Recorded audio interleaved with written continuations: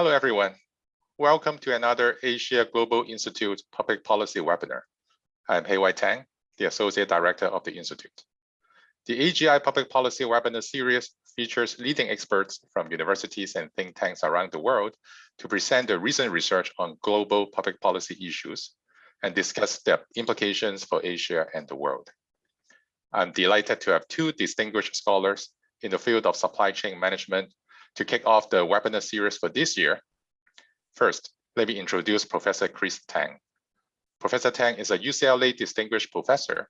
He's also Edward W. Carter Chair in Business Administration, Senior Associate Dean for Global Initiatives, and Faculty Director of Center for Global Management at the UCLA Anderson School of Management.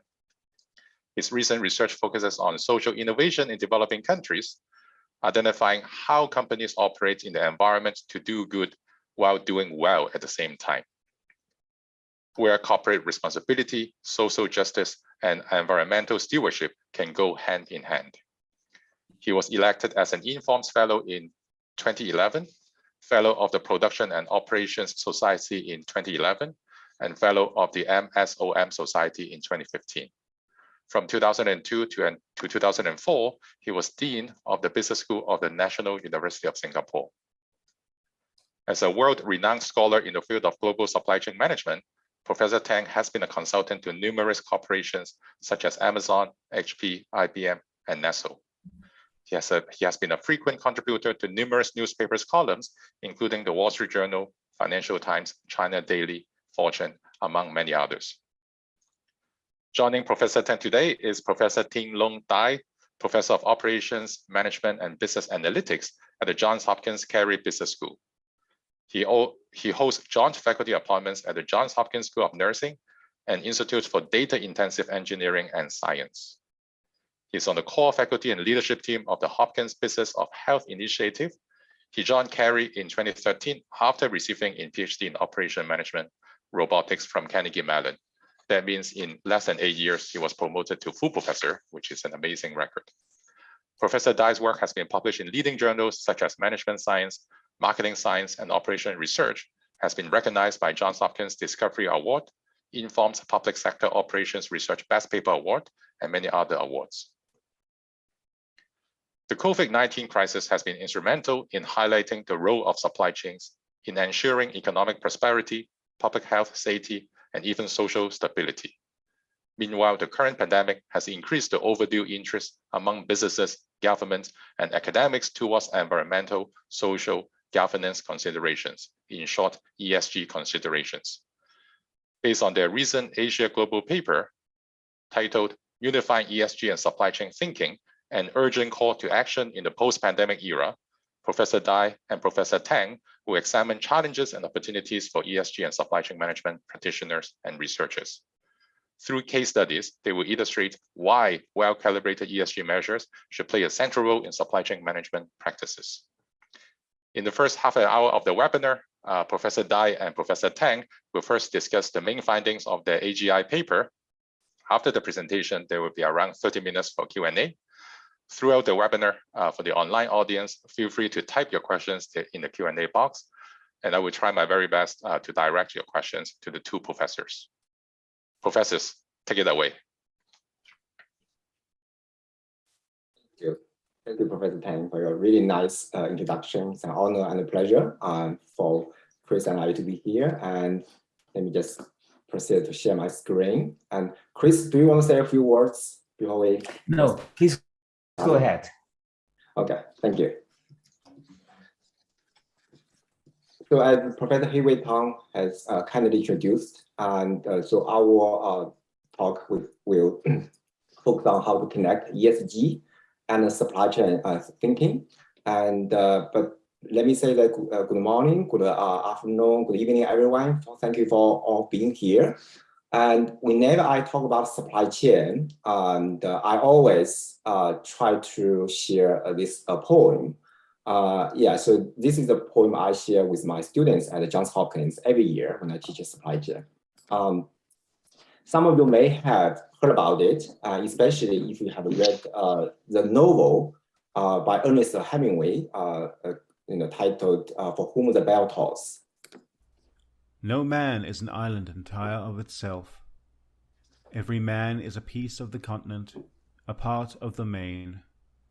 If a clod be washed away by the sea, Europe is the less, as well as if a promontory were, as well as any manner of thy friends or of thine own were. Any man's death diminishes me, because I am involved in mankind. And therefore never send to know for whom the bell tolls. It tolls for thee.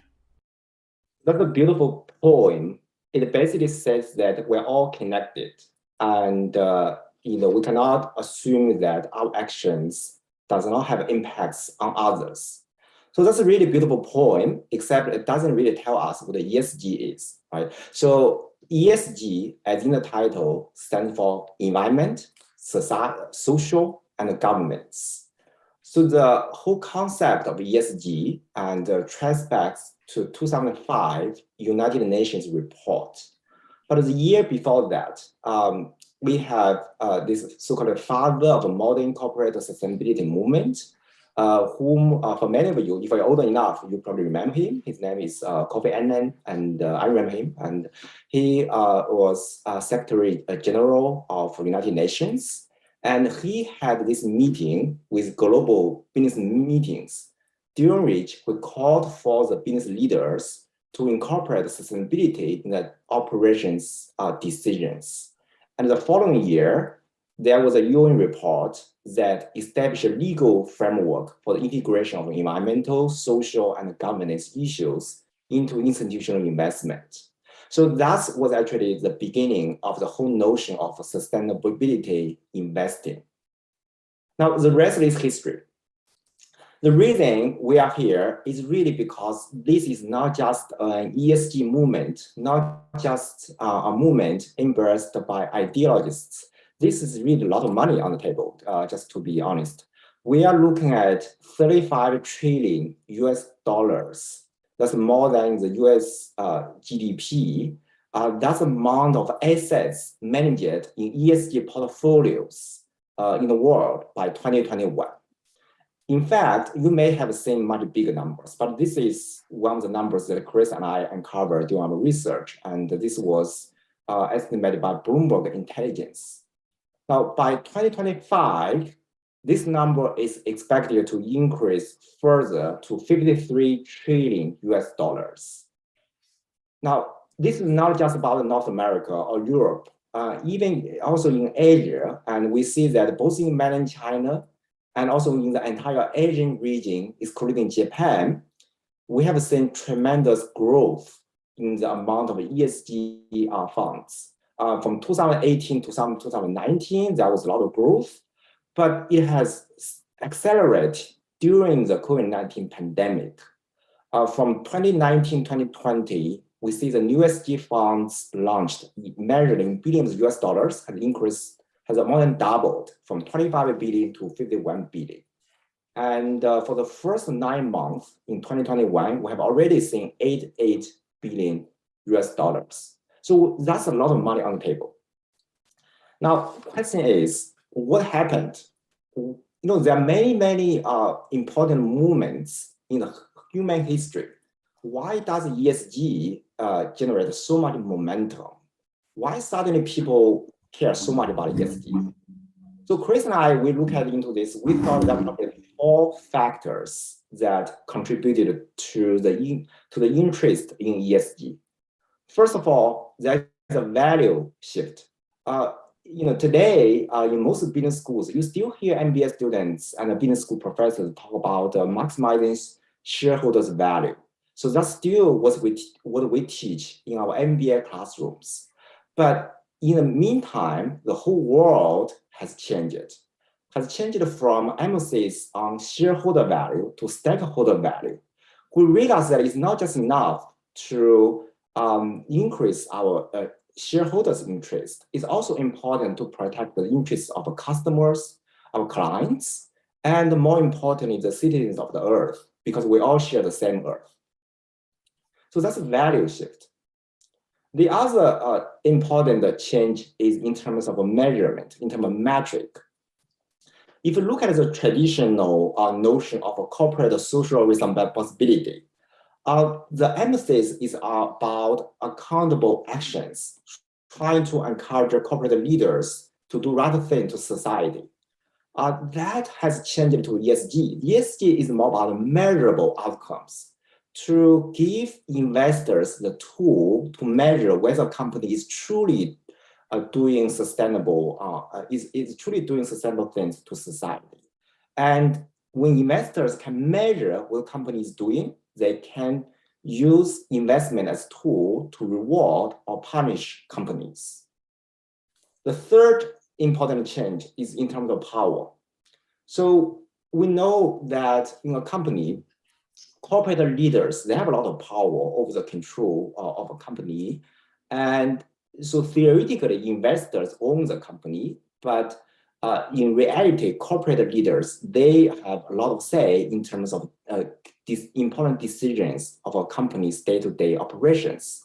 So ESG is really one way to return that power from corporate leaders to investors.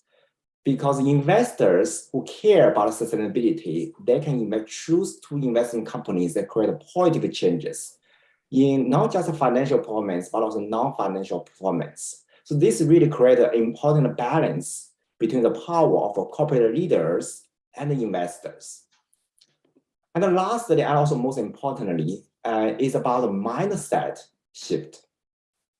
So if we look at this McKinsey study in 2020, look at the perceptions in the past decade between 2009 and 2019 around how ESG programs contributed to financial performance, you will see some dramatic findings. For example, if you look at on the left columns, you see that back in 2009, 76% of respondents believe ESG is one way for companies to maintain good corporate reputation or brand equity. So in other words, this was more for marketing. So by 2019, that percent has dropped 5% to 71%. And instead, as you can see, as we have highlighted here, you see a dramatic shift in terms of the belief that ESG helps companies strengthen the organization's competitive position. In other words, by becoming more environmental friendly, more socially responsible, by practicing better governance, companies actually become more competitive. It also helps them improve the access to capital, right? So it's still small percentage, it's still only 11%, but that's a dramatic shift from 3% from only 10 years ago. So we now see that investors that do believe ESG is not just about values, it's actually about value. So you could actually achieve both values and value by adopting ESG standards. So that takes us to this discussion about who are in this ESG business, who cares about ESG. So first and foremost, ESG is a tool for sustainability investing. So investors all care about ESG, especially millennials who care about sustainability, who care about climate change, then are naturally drawn to the notion of ESG. And then corporate leaders are interested in ESG because ESG measures risk companies may face in terms of environmental risk, and especially connected to carbon emission and climate change, and the social programs, and think about how companies contribute to society, to customers, and to suppliers, and to the rest of society, and also in terms of governance. So this is essential for long-term and short-term value.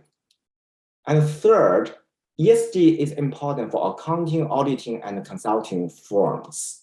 And because ESG really provides unprecedented growth opportunities.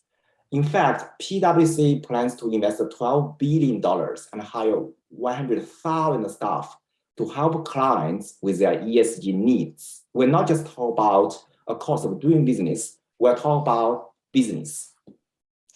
Now, lastly, ESG rating agencies, they care about ESG because this is really part of their business.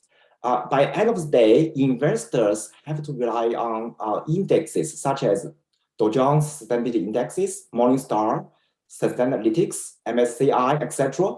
They have been developed to help would-be employees, consumers, and our stakeholders access. Now, that has a lot of great things to say about ESG. Now, what about supply chain?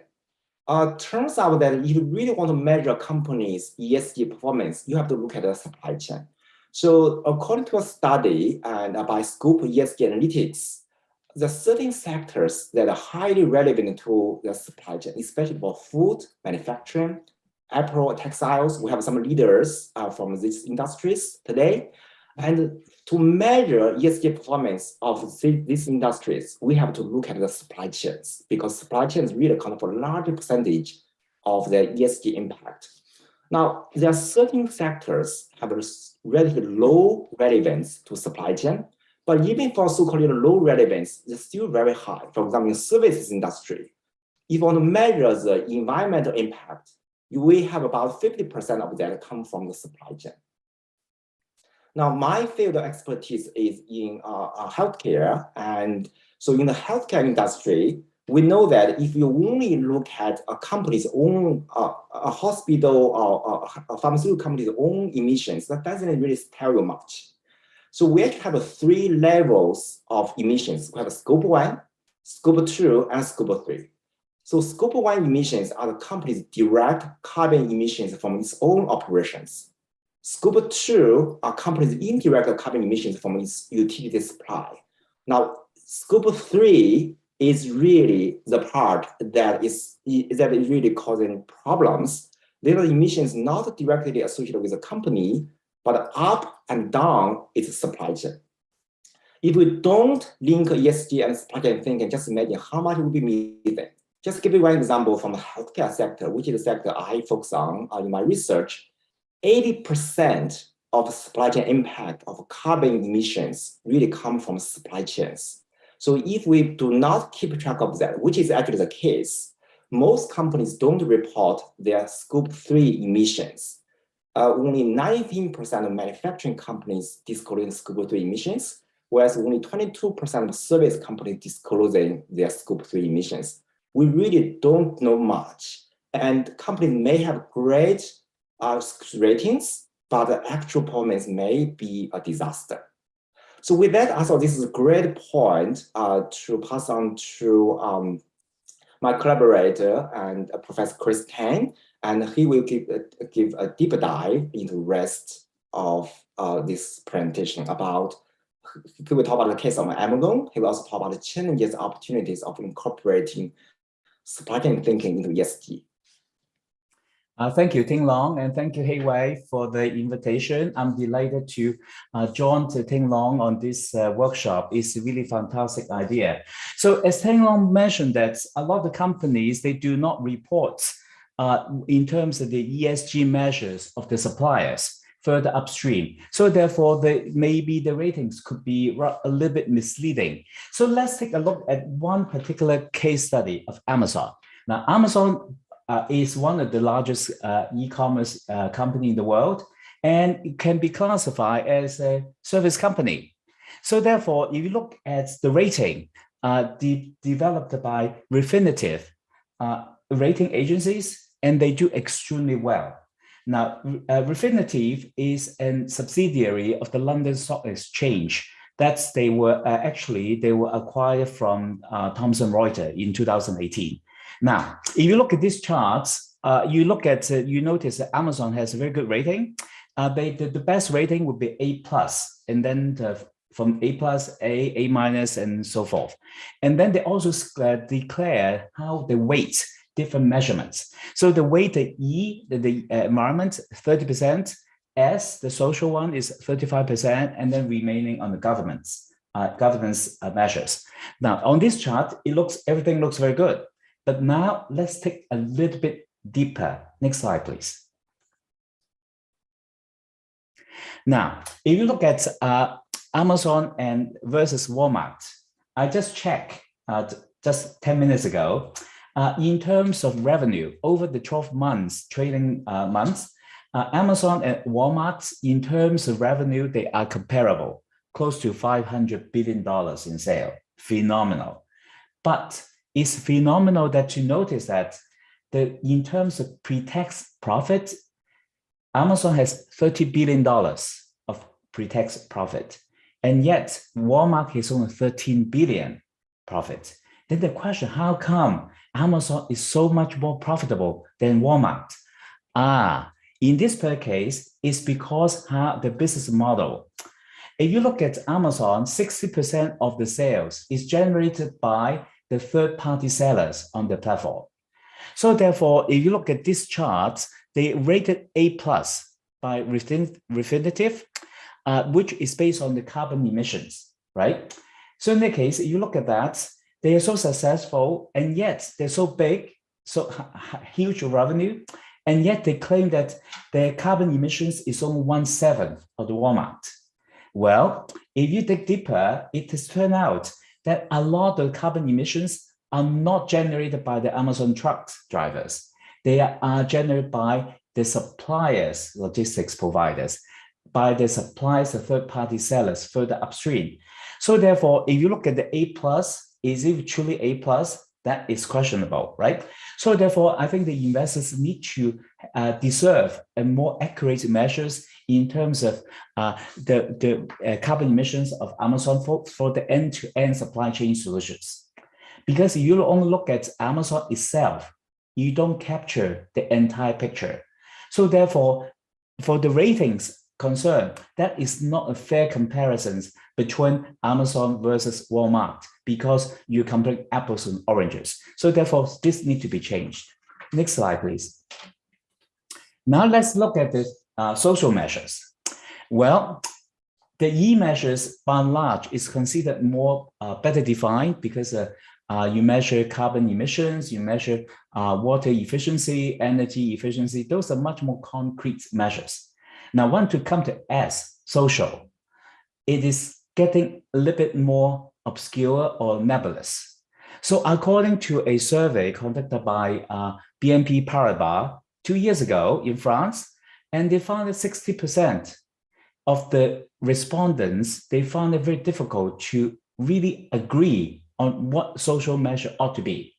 So even right now, there is not a common measure on that, all right? Putting that in the context of the Amazon, that usually includes worker safeties and also in terms of consumer protection. Now, as I mentioned earlier, 60% of the sales of Amazon is provided by the third-party sellers on the marketplace platform. Now, but from the customer's perspective, when they click on Amazon, quite often they do not know, is this the products sold by Amazon, the inventory owned by Amazon, or is owned by the third-party sellers? So quite often they do not really know, right? Now, so there was a famous case that Tinglong and I discovered. It was a lady who bought a battery for the notebook computer, but she did not buy the original brand. She bought a brand sounds like Lenovo, but it's not Lenovo. And the battery caught on fire, and it was create physical damages.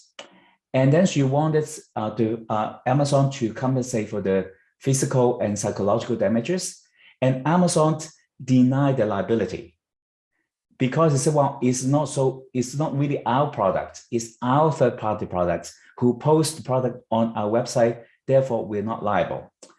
Well, interestingly enough, the judge in the San Diego Superior Court ruled in favor of the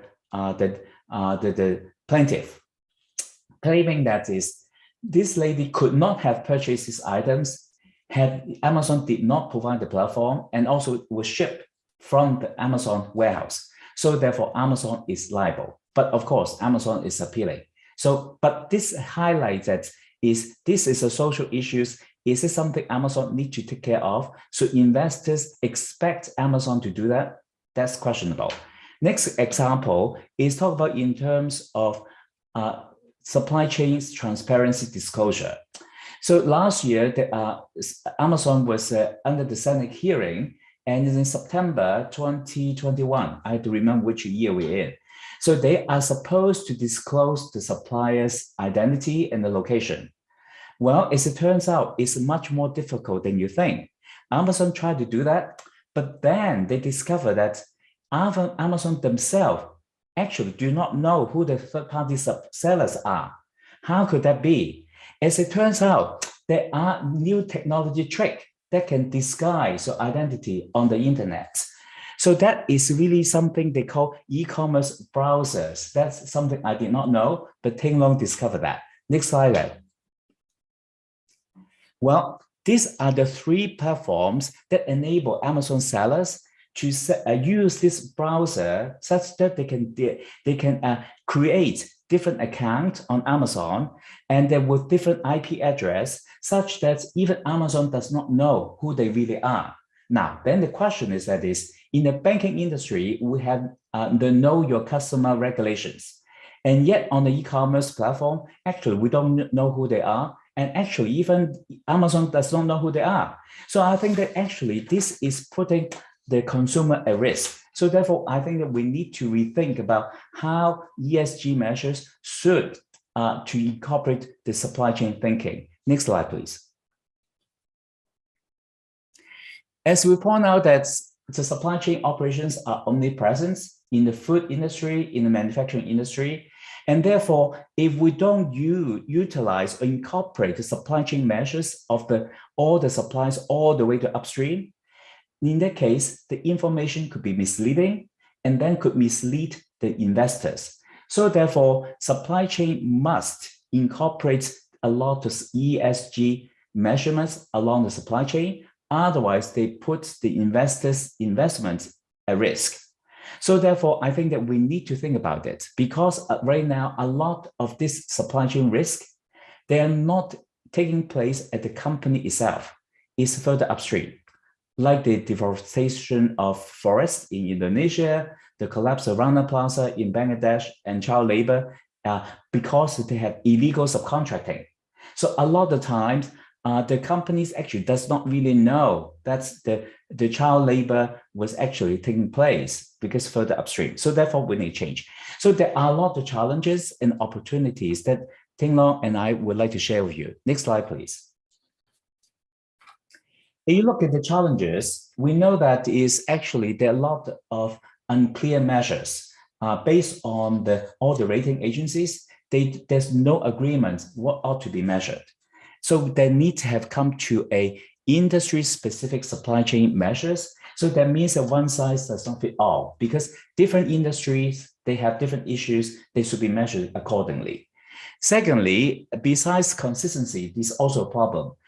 There were some researchers found out that all these rating agencies, even to run the correlation is not that strong. So therefore, that needs to be corrected. Next one is also right now, a lot of data compilation, collection, and also reporting, they're voluntary and also self-certified. So in the case, there is really no check and balance whether the data is accurate, is truly reflecting reality, or also that it creates a greenwashing opportunity such that they hide or disguise some information. Therefore, a complete disclosure, a mandatory disclosure should be considered. Last one, in terms of accountability and incentive alignments.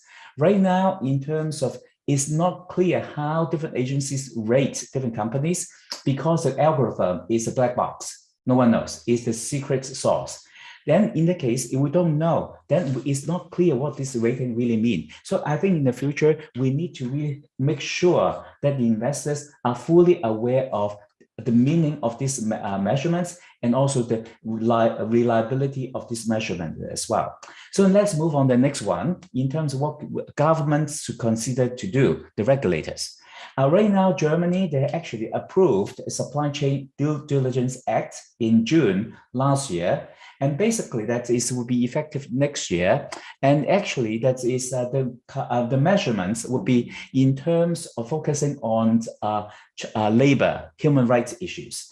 Then they said that the firm, if it must be ensure that the direct suppliers respect human rights, that means in terms of no child labor, no modern slavery issues, such that to make sure that they comply with the International Labor Organization standards.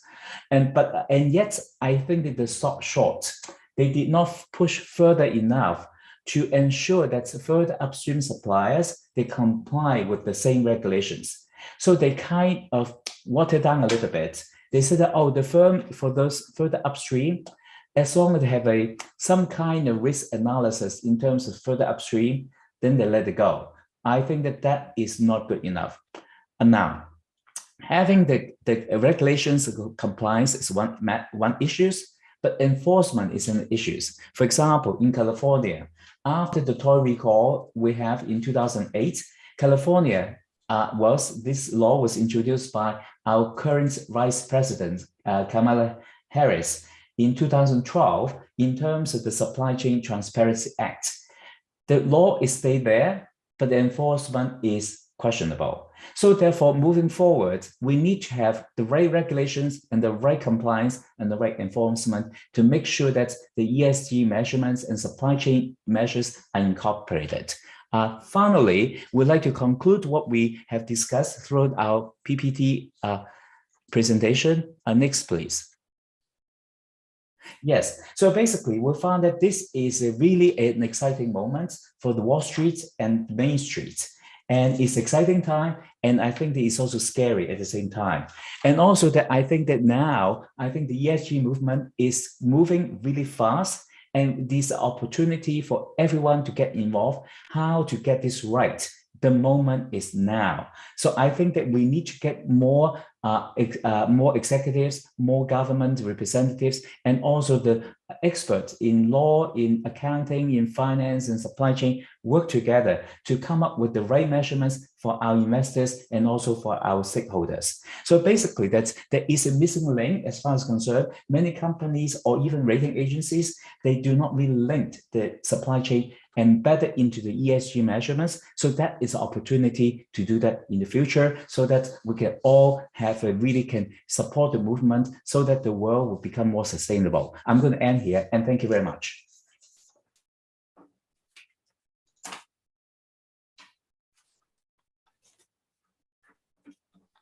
Thank you so much, Professor Dai and Professor Tang, for an excellent presentation. Super clear, very informative, and very insightful too. I learned much more today than last week when I reread your paper. I think you guys are constantly finding new information and getting new research done to inspire the world to think about these issues, both about ESG thinking and supply chain thinking. So there are already a few questions in the Q&A box, but as a moderator, let me abuse my power to ask the first two.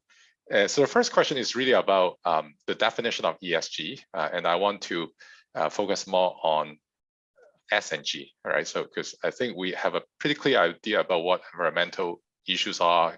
We are still fighting climate change risks, but when it comes to sustainability or just governance in general, I think there is a fundamental issue, especially when we are still dealing with the pandemic, which is a constant and stable supply of basic goods, in particular public health products.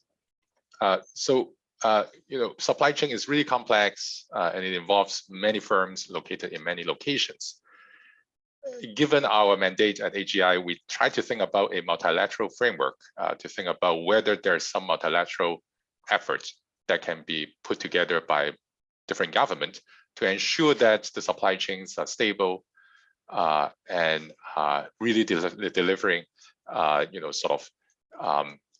the sustainability goals and making sure that people who need the goods will be able to get the goods, especially in urgent times. So I know this question is a bit broad and probably we are still sort of searching for the right answer. Could you speak a little bit about that, like whether there's multilateral efforts to ensure that supply chains are more stable, more resilient, and we can avoid supply chain disruptions that we have seen in the last 2 years, which I think is sort of the fundamental issue about governance and sustainability. Who would you like us to start? How about Professor Tang first, and I will change the order for my next question. Okay, all right. Okay, let me start that. Okay, right now I understand the whole world is really experiencing different types of supply chain disruptions. Either you're disrupted on the supply side or disrupted on the demand side. So we learned that the global trade is not exactly frictionless. Before we thought, oh wow, with all this ocean freight, all the information technology, we're done. It turns out that the COVID is a wake-up call. We realize that if it's purely decentralized in the whole world, is when things are really not have a problem, then we do have a problem. So in the case, moving forward, many countries are looking into solutions to develop what we call resilient and responsive supply chain. So basically, right now, I think that in the US, they are thinking about 3 measures. That's to secure the supply chain in the future. Putting the geopolitical issues aside, right now there is a movement to talk about in terms of how to ensure that in the case of pandemic, there would be critical supply of critical products will be available in the US. So right now, instead of national stockpile of different inventories, and they realize that you can never really forecast what the demands ought to be. So therefore, the United States need to have some regional capacity. In case of ocean freight is a problem or air freight is a problem, at least it's contiguous. So in that case, I think there should be some discussion about how to leverage the USMCA agreement, which is a NAFTA Part 2, as such that it create a contiguous supply chain within the region for critical products. So in that case, they can create a backup capacity in the regional. And also lastly, is also that the government need to work with private sectors as well as universities to develop new innovative capabilities. This is not capability, such that they can build some new capability to convert them into capacity when you need. For example, 3D printing is one technology such that they can actually develop different files for different products. So in the case, when there's a need, they can convert the file into a printing capability to print some products. For example, face shield, they've done that due to COVID pandemic, and also that in terms of having the stress test. So suppose that you build the supply chain, how do you build the stress test to make sure that if something goes wrong, at least that the supply chain can respond to the crisis within a reasonable amount of time. I'm going to stop here and turn over to Tinglong. Thank you for this excellent question. I'd like to add to Chris's response that we want to have a more balanced global supply chain, and which does require efforts across multiple governments. Just to give an example, to just back up what Chris has said about the importance of having more resilient global supply chains. This is already 2 years ago, right? And March 2020, so US suffered one of the worst supply chain shortages in its history, which was in terms of PPE, personal protection equipment, especially N95 masks that were crucial for protecting healthcare workers and also non-home residents. So we realized that one of the key reasons was because of lack of domestic manufacturing capacity. It's not just about we didn't have factories, no production lines.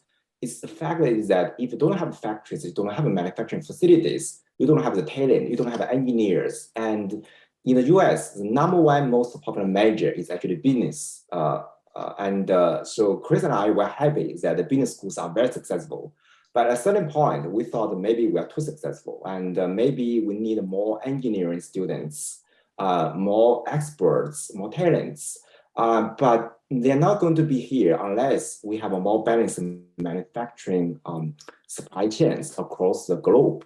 So that really requires rethinking about how we are going to locate manufacturing facilities around the world so that when crises happen, we do not just rely on one country, one region, and also one transporting route. And by the way, this is not just about US national interest. This is also for the world's interest. And in fact, even WHO calls for establishing regional capacity, production capacity for PPE, for vaccines. because whenever crisis hit, you don't want every country rely on one country to produce the vaccine, to produce the PPE, and to produce all the routine supplies, and also not to mention generic drugs.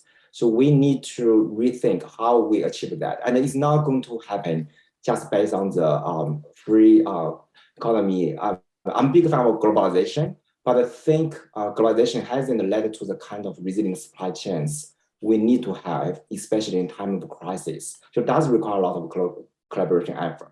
By the way, there are a lot of existing efforts, such as in the G7 summit, there was maybe discussion about how to establish supply chain, how to improve supply chain resilience.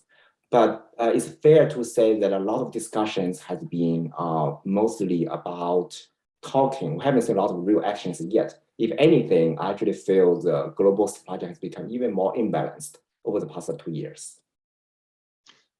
Very good, very extensive answer, more than I expected. I started seeing a lot more questions coming in, so I should ask my second question later if there's still time. Let me turn to the first question, and I chose them sort of randomly based on our current discussion. So the question is about, is inspired by the Amazon example discussed by Chris earlier. So we know, a lot of the ES measures are sort of misleading because, you have these extensive supply chains. So the question is about the performance of government agencies. The participant asked about the US government, but I guess the answer should be relevant for the rest of the world. The US government, for example, have different agencies such as Department of Defense, Energy, USD, etc. Do we know if the government is actually putting the right effort to make sure that they have their own records of ESG practices? And do they play the role as an ESG leader to influence the private sector to do the same? Well, let me take the first response, and then Tinglong can add on it. That is a great question. Actually, right now in the US, the SEC, in terms of the Securities Exchange Commissions, they have established the framework and has still pending as of now. But I think that they have a framework, but then would like to delegate the measurements to different agencies, to third parties. I think this is very risky right now, because when you don't have a centralized authority to do that, then you let all these different agencies, they have their own self-interest. Corporations have self-interest, these are different rating agencies have interest, then they may actually cherry pick what they want to do. So I think this is very risky.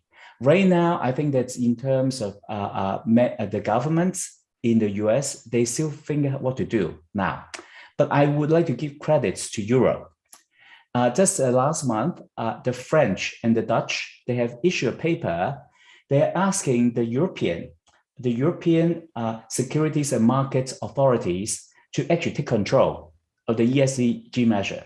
He said this is not a public debate, not a private company's game. This is really for the whole world. So therefore, they want to make sure that how the data is collected, they need to disclose. Second is also how the ratings are calculated, cannot be a black box. So they want to do that such that investors can understand how these measures came about. Now, in the US, I'm not sure everyone is aware that the SEC is the government agencies who report to the Congress. It was established in 1934 after the first Wall Street crash. So the mission of the SEC is to protect the investors and also make sure the trading is fairly conducted.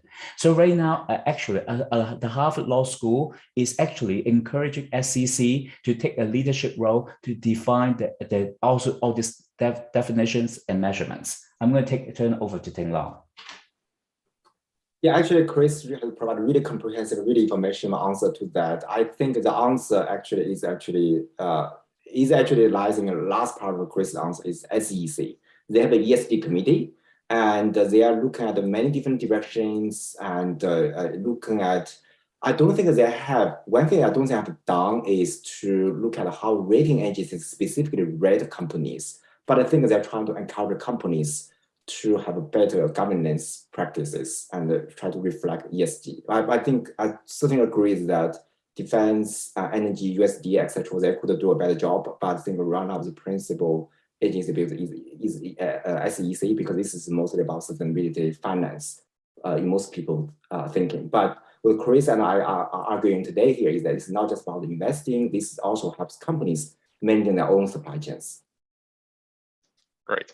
So there are a few questions sort of related to the right balance for the corporates to strike, the balance between the ESG considerations that you have been talking about and obviously profit. And in particular, I want to highlight a question raised by Pamela Ma. I guess Chris knows her very well. That Amazon probably knows how important it is to make sure that the suppliers are doing the right thing. But as you mentioned, they were sort of cheated, right? Because suppliers also intentionally hiding the identity or trying to get away from all the disclosure issues. So what do you expect corporates to do in this challenging situation? Or is there room for the government to do more? Or the civil society, including consumers, can do something to boycott some of the firms that violate some of the ESG expectations that we have been talking about?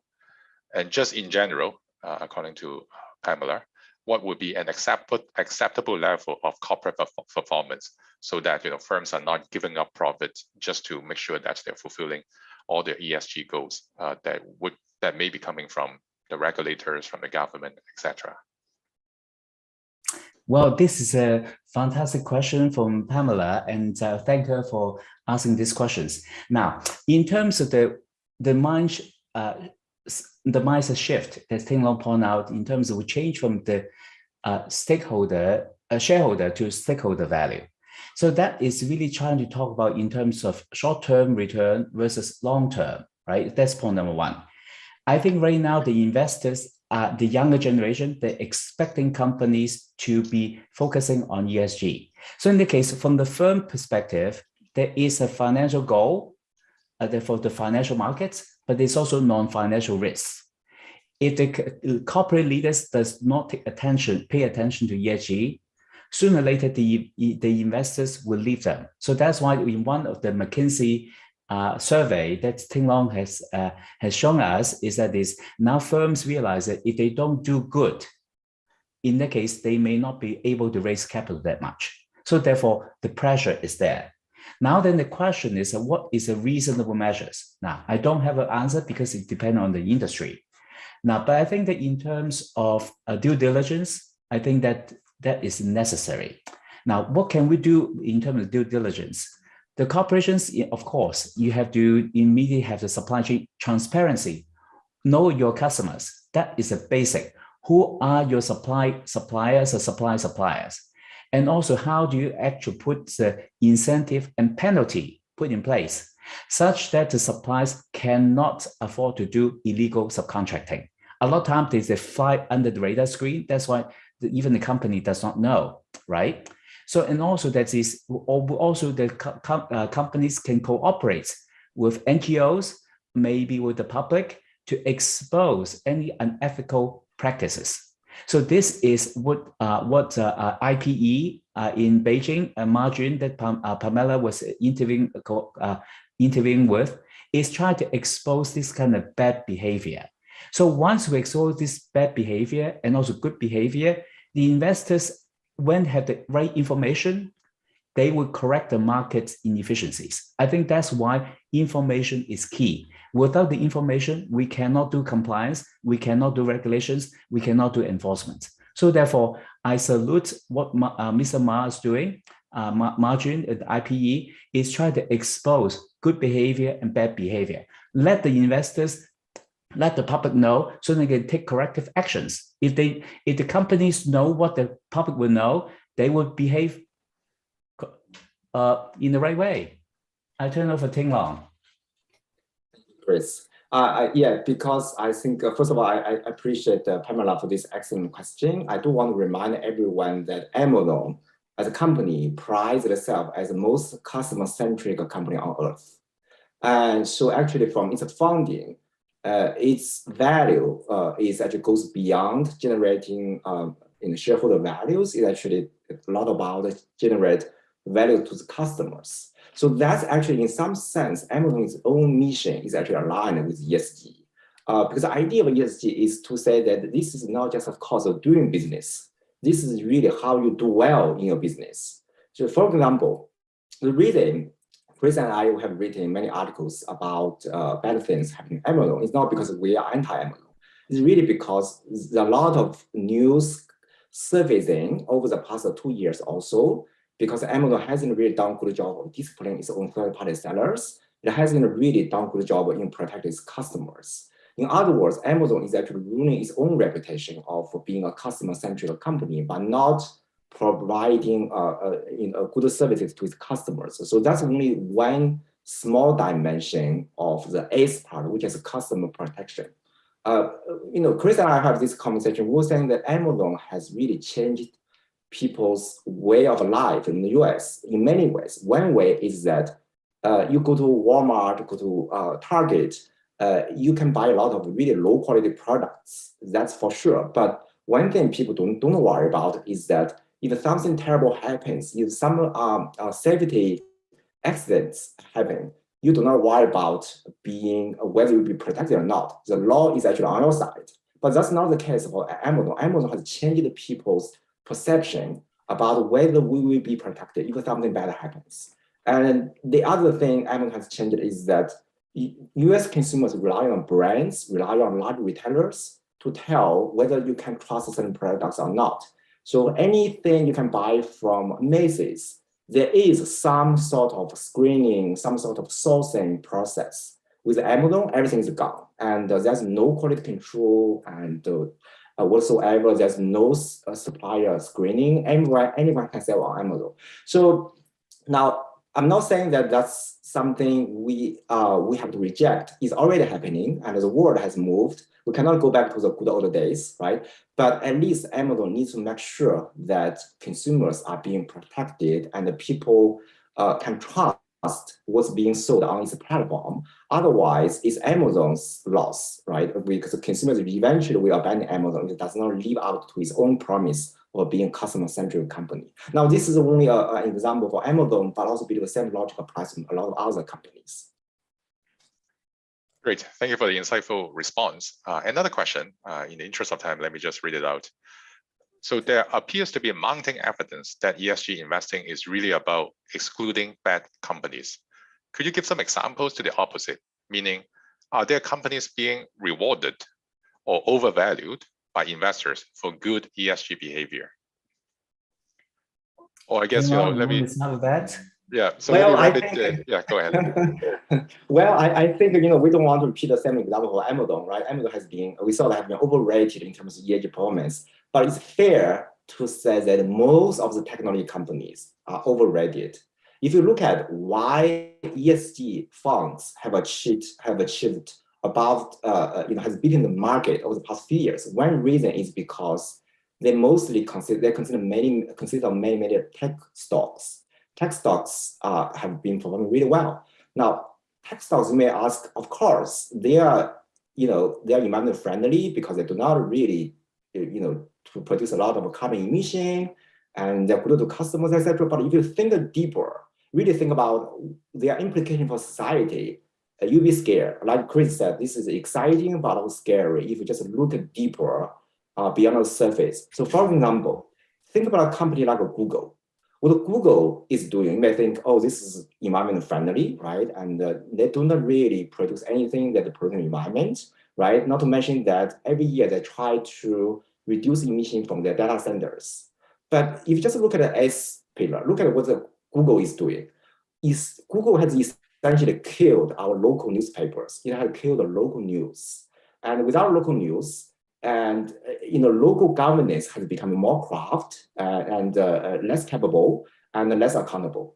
And that's one part about its advertising. And not to mention, Google has really facilitated a lot of businesses that would normally wouldn't be able to reach target customers. And not to mention, the privacy concerns, all the other concerns.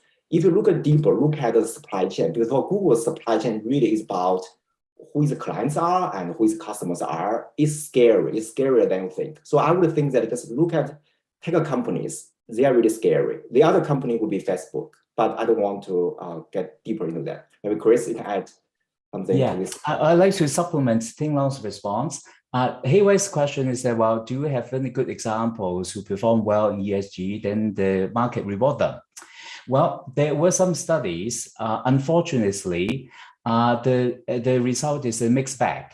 There are some research papers, they try to correlate in terms of companies with high ESG ratings and the low ESG ratings. Then the hypothesis is if a firm have a high ESG rating, does it lead to better market performance? The answer is insignificant. So there was an article in Wall Street Journal, was an interview of Tariq Fancy. He was the former chief investment officer of BlackRock, which is the biggest mutual fund in the world with over $10 trillion of investments. And he claimed that it's actually right now, the ESG measurements miss the boat. Because of inconsistent measures, it does not incorporate supply chain measures. So as a result, that explains why there's no causality between the ESG measurements as of now to the market performance. So therefore, these different research studies reflect that there is a need to have a better, more consistent measurements of ESG and better supply chain measurements in it. So the answer to Hei Wei's question is inconclusive.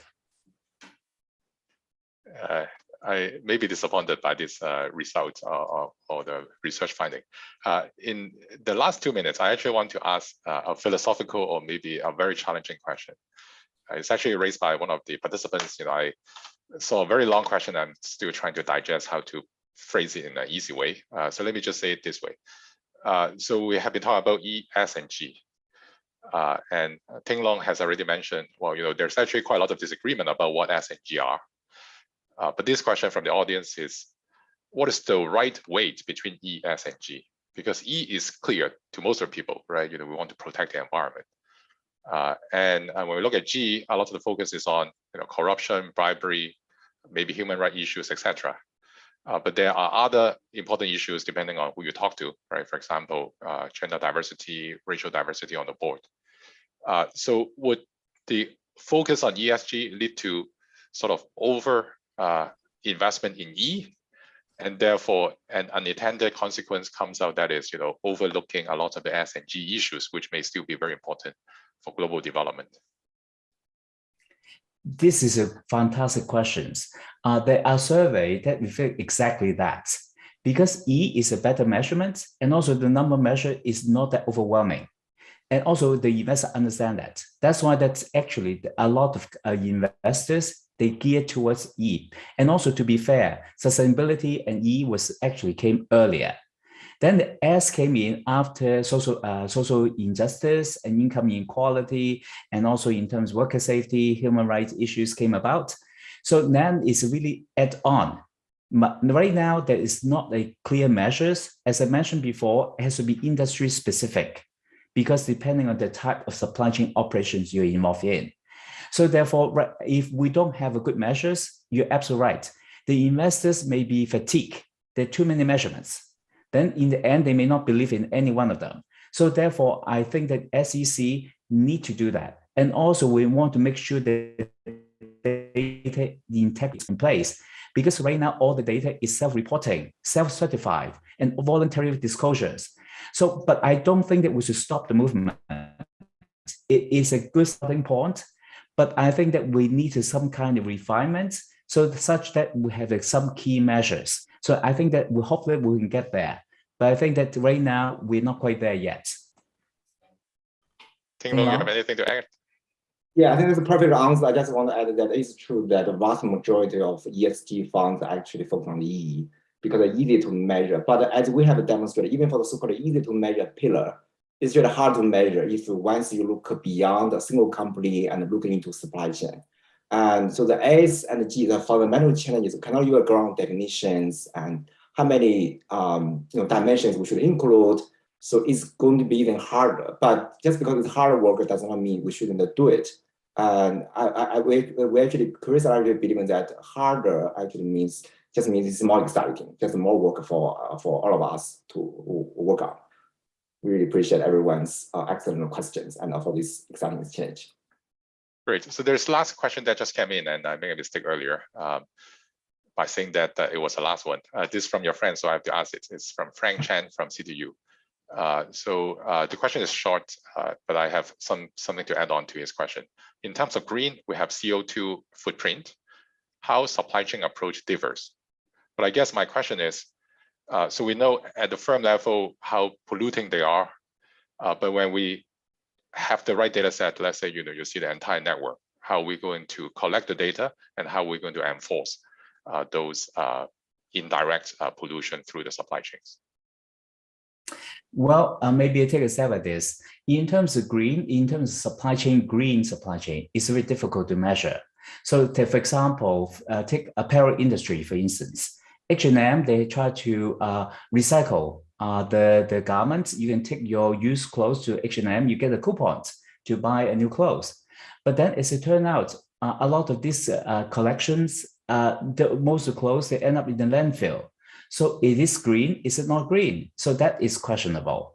Second, they also think about maybe we encourage people to reuse the products, like maybe rent a garment or the thrifty shops. Then they actually have done some study in terms of these thrifty shops. Actually, in terms of sales of all these used clothes, it does not really improve in terms of carbon emissions as much. So I think that we need to get back to the basics. So such as in terms of biodegradable materials, that the company has put this in place such that the clothing item can be easily biodegradable, so it don't harm the environment that much. Now, this one I do give the company based in Austin, California, Patagonia, some credits. They disclose each garment, the good, the bad, and the ugly about the garments in terms of the impact on the environment. I think that this is something we need to encourage more companies to do, disclose. That the investors understand, do less harm to the environment could be a first starting point. So I think that there are examples to do that. Tinglong? Yeah, I fully agree with that. I just thought probably this supply chain approach probably isn't, I wouldn't say it's very different from the carbon footprint approach, but I would say that this is just one way, a different way of looking at it. You look at some companies that have really high ESG ratings, and you look at the whole supply chain, and then ask them what's really missing here. Then you see that you have the scope 1, scope 2, scope 3. And what we found is that what's tend to missing is actually scope 3. And so that really, we just want to highlight the supply chain part, the part beyond in-house operations, beyond direct suppliers. But in terms of actual carbon capture, I don't think we need to be very different in terms of actual outcome. It's just that this really want to highlight this particular part that supply chain isn't often being considered when measuring, when companies are being measured for their environmental performance. Thank you very much, Professor Tang. Professor Dai, I learned so much about ESG as well as supply chain considerations when we think about ESG. And I'm sure our audience is inspired, become smarter after 1 hour of discussion with both of you. Hopefully we will bring you in again in future events. And I'm sure with your ongoing research, there will only be new discovery for us to make the world better through academic research as well as academic collaboration. Thanks a lot. So in the next 10 seconds, I would like to ask my IT colleagues to bring up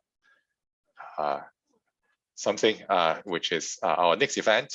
There will be an online conference about the future of trade finance, opportunities for Hong Kong, Asia, and the world. So this is a joint event between Asia Global Institute and the International Chamber of Commerce. As you can see, there are distinguished speakers, including our founder, Victor Fung, as well as Eddie Yu, who is the Chief Executive of Hong Kong Monetary Authority.